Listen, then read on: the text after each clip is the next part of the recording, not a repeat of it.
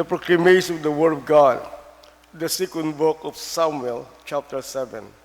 But it happened that night that the word of the Lord came to Nathan, saying, Go and tell my servant David, Thus says the Lord, Would you build a house for me to dwell in?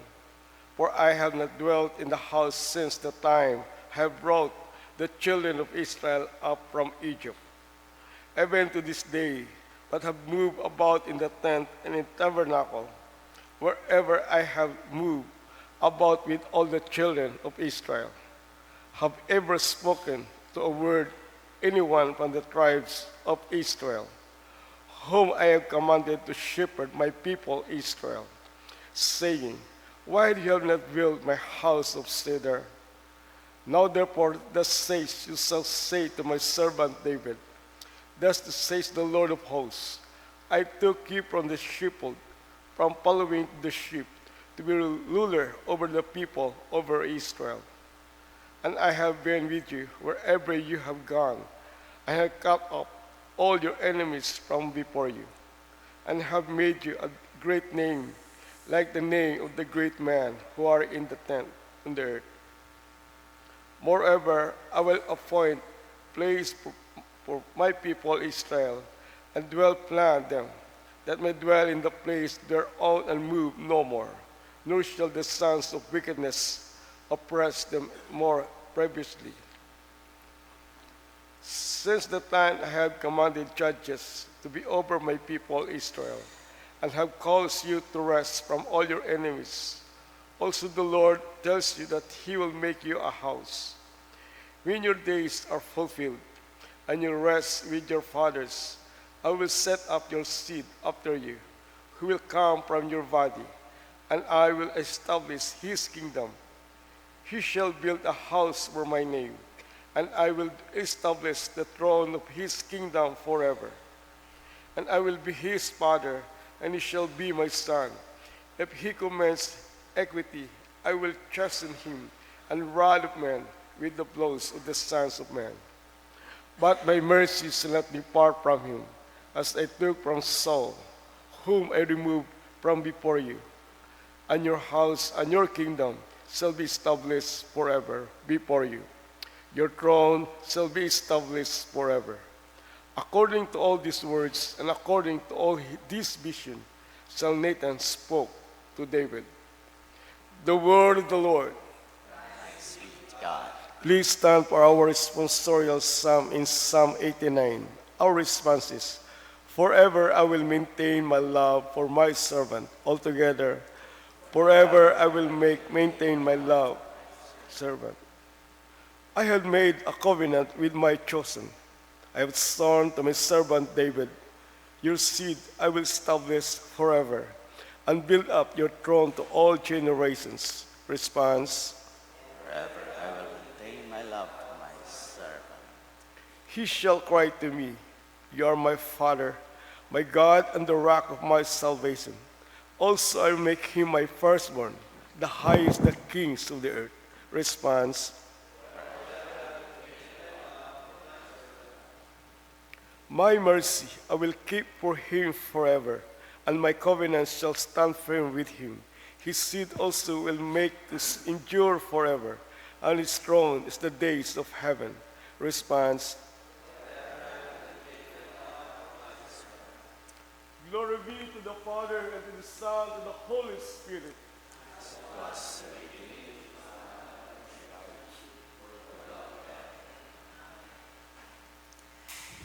The Lord be with you.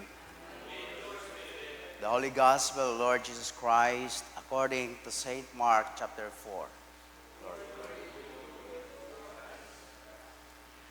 And again he began to teach by the sea, and a great multitude was gathered to him, so that he got in the boat and sat in it on the sea. And the whole multitude was on the land, facing the sea. Then he taught them many things by parables, and said to them in his teaching, Listen, behold, a sower went to sow. And it happened, as he sowed, that some seed fell by the wayside, and the birds of the air came and devoured it. Some fell on stony ground, where it did not have much earth, and immediately it sprang up, because it had no depth of earth. But when the sun was up, it was scorched, and because it had no root, it withered away. And some seed fell among thorns, and the thorns grew up and choked it, and it yielded no crop. But other seed fell on good ground, and yielded a crop that sprang up, increased, and produced, some 30-fold, some 60, and some 100. And he said to them, "He who has ears to hear, let him hear." But when he was alone, those around him with the 12 asked him about the parable. And he said to them, "To you it has been given to know the mystery of the kingdom of God. But to those who are outside, all things come in parables, so that seeing they may see and not perceive, and hearing they may hear and not understand, lest they should turn and their sins be forgiven them." And he said to them, "Do you not understand this parable? How then will you understand all the parables? The sower sows the word, and these are the ones by the wayside where the word is sown. And when they hear, Satan comes immediately and takes away the word that was sown in their hearts.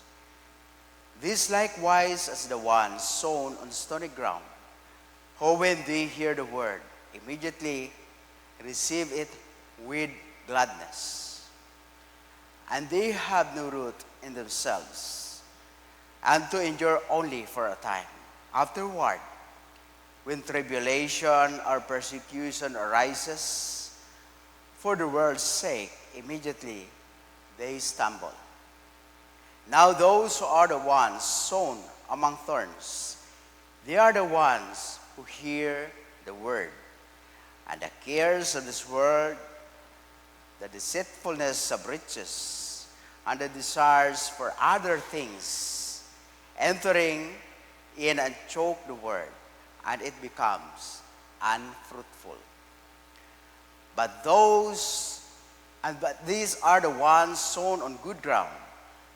Those who hear the word, accept it, bear fruit, some 30-fold, some 60, some 100.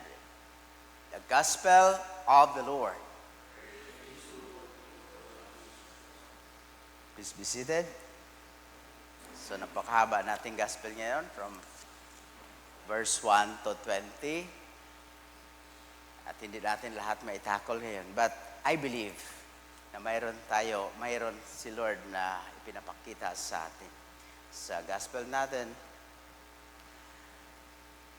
it talks about the sower. No? A parable is a short story to, na may pinapakita sa atin na heavenly truth o may makuha tayo heavenly principles. Sabi niya na itinuturo niya yung setting, andun siya sa tabi ng dagat because of people gathered together to listen to him. Na hindi na makontain, andun sila sa seashore, and he sat on the boat on the sea at nagtuturo sa mga tao because yung mga tao nakikinig. And he began to teach them a parable. Sabi niya, a sower sow a seed. Ang iba nahulog sa wayside. Yung iba sa stony ground. Yung iba sa thorny. At yung iba sa good ground. I could still remember na nagtanim ako ng papaya. The seed, yung pinagkunan ko ay maganda. Magandang seed. Magandang papaya, malaki. But when I planted, hindi maganda yung tubo. Bakit? Yung problema ay yung ground. Sa amin kasi, yung ground ay acidic or mayroong halong sa tabi ng dagat. Kaya kahit anong itanim mo dyan, hindi maganda yung tubo. So, what I do, dinala ko doon sa malayo, sa aking kaibigan, at doon ko itinanim yung papaya. At tumubo ng maganda. In other words, the problem is not on the seed.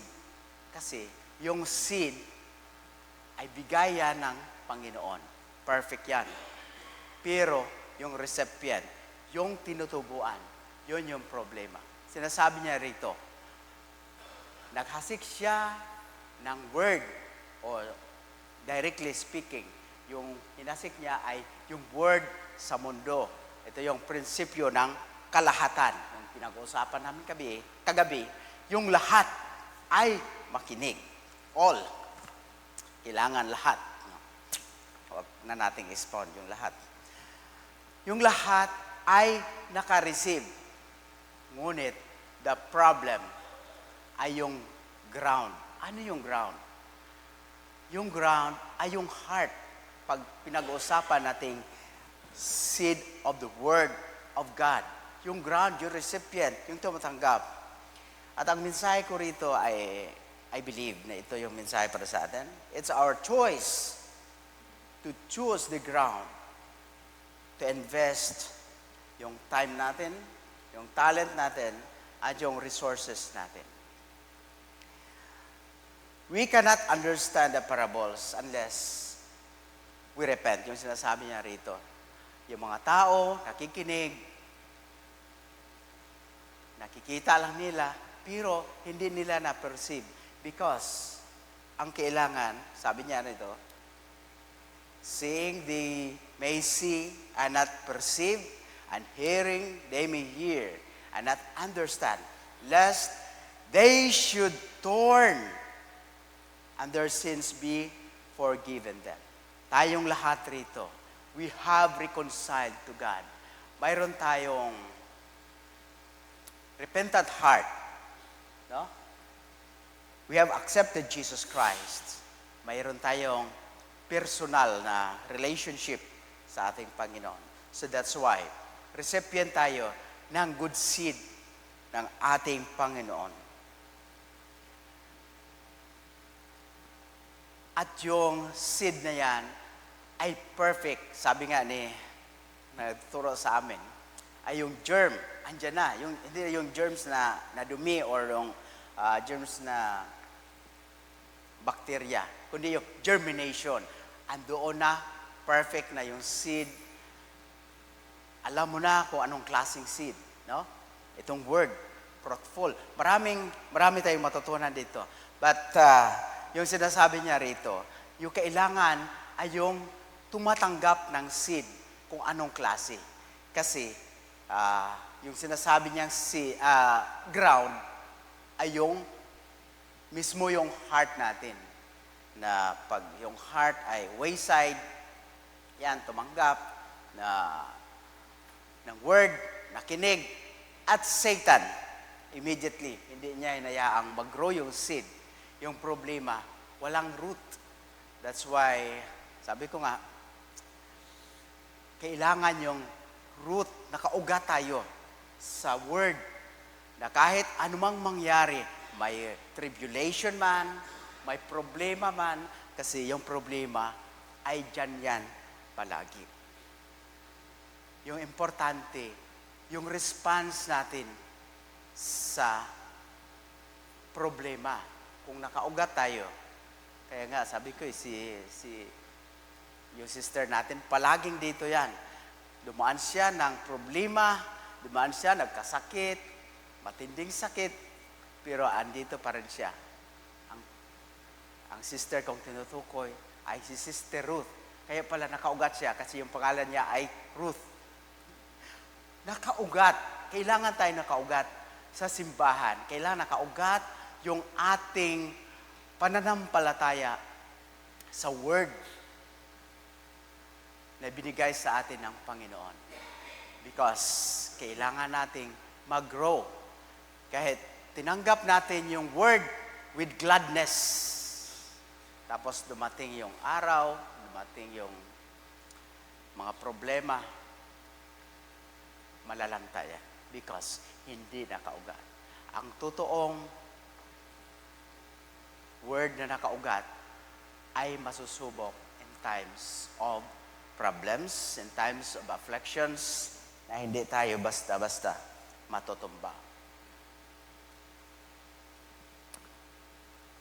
Yung itinanim sa atin, we are responsible na yun ay manurture at responsible na tayo sa pag-aalaga. What we learn from God's principles ay yung kailangan yung heart natin ay fertile. Magpo-produce tayo. Kailan tayo? Yung good ground. Ang good ground ay nagpo-produce ng crop. Sabi niya, kahit 30, 60, 100-fold, at least, nagpo-produce. Yan yung good ground. We cannot expect 100-fold sa habang tayo'y nag-grow kasi we are not still perfect. Kailangan natin maging pasensyoso, no? Tulad din sa sinasabi sa ating first reading, sabi ni God kay Nathan, sabihin mo kay David, kasi sa heart ni David, tulad din sa atin, our hearts want to build a church, yung house of worship, pero mayroong inassign ang ating Diyos kung sino ang bibuild. Kaya tayo ngayon, yung ginagawa natin, we have to plant a good seed to the heart of our children so that yung next generation natin ay sila yung magre-reap. Yung pinag-usapan namin na kahit hindi tayo makinabang sa itinanim natin, yung next generation yung makinabang. Kailangan hindi tayo selfish na kung tayo ang nagtanim, kailangan din tayo ang umani. No, hindi. Yung attitude natin, it should be na ang heart natin ay kailangan nating magtanim at kailangan may ron tayo in-invest, no? Na hindi yung tayo yung gusto natin na tayo ang makinabang. So dito sinasabi niya that ang Diyos vows to establish David's lineage, no? Secure the land of Israel and ensure his throne last forever sa pamagitan ng kanyang tagapagmana. At sabi niya ni Lord kay Nathan, sabihin mo kay David na hindi siya yung kanyang lineage. Pre-preserve ng Panginoon ang kanyang lineage, ang kanyang throne, but the one na magtatayo ay ang kanyang anak na si Solomon, ang kanyang anak na susunod sa kanya na magtatayo ng simbahan. So same with us, na tayo prepare natin yung ground, nagtatanim tayo ng sa good soil para yung susunod sa atin. Kung hindi man tayo ang magre-raise ng simbahan, at least mayroon tayong inumpisahan, gawin natin yung tama at magtanim tayo sa good ground.